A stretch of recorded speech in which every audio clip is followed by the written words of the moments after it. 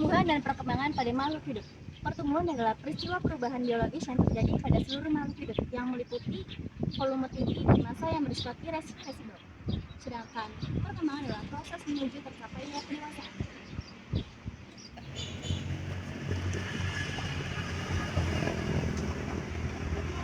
Terdapat dua faktor yang mempengaruhi pertumbuhan dan perkembangan pada tumbuhan. Yang pertama, faktor internal. Faktor internal merupakan faktor yang mempengaruhi pertumbuhan dan perkembangan pada tumbuhan. Terdapat dua kategori di dalam faktor internal, yaitu gen dan hormon.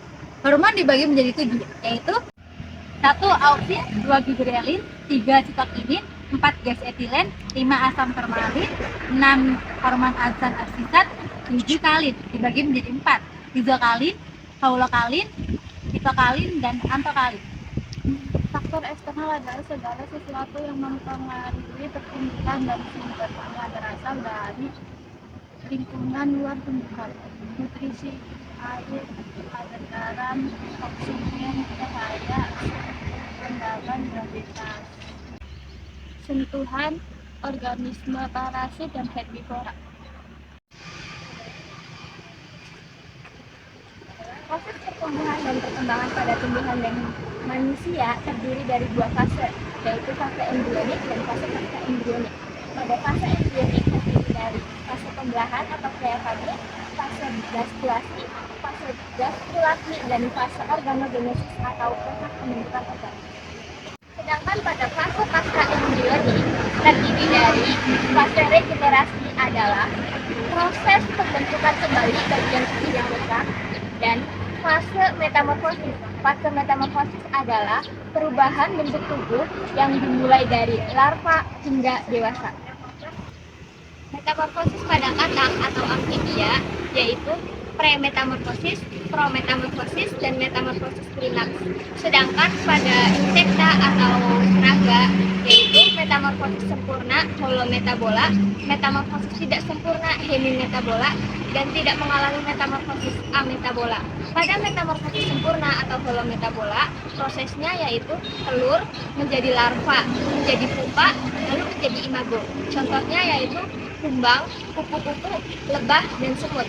Sedangkan metamorfosis tidak sempurna atau hemimetabola, prosesnya yaitu telur menjadi larva, menjadi imago, dan imago. Sedangkan contohnya yaitu belalang dan walang sangit. Sedangkan pada metamorfosis yang tidak mengalami metamorfosis atau ametabola, contohnya yaitu kutu-kutu.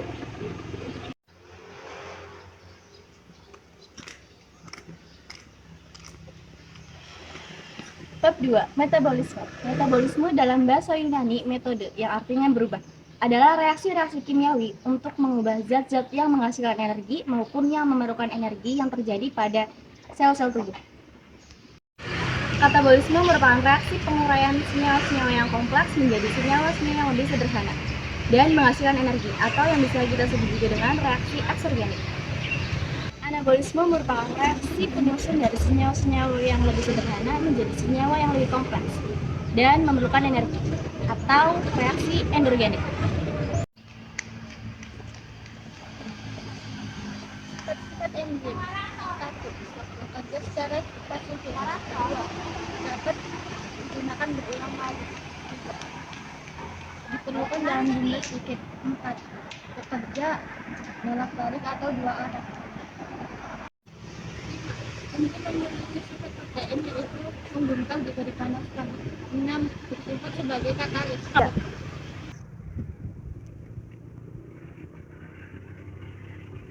Faktor-faktor yang mempengaruhi kerja enzim.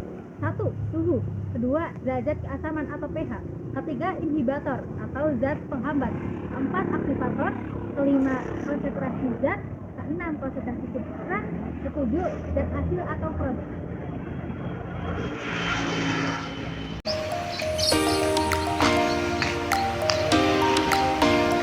Bab 2. Metabolisme.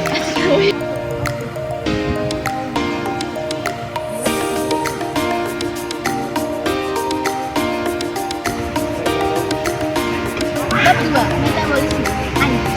Halo.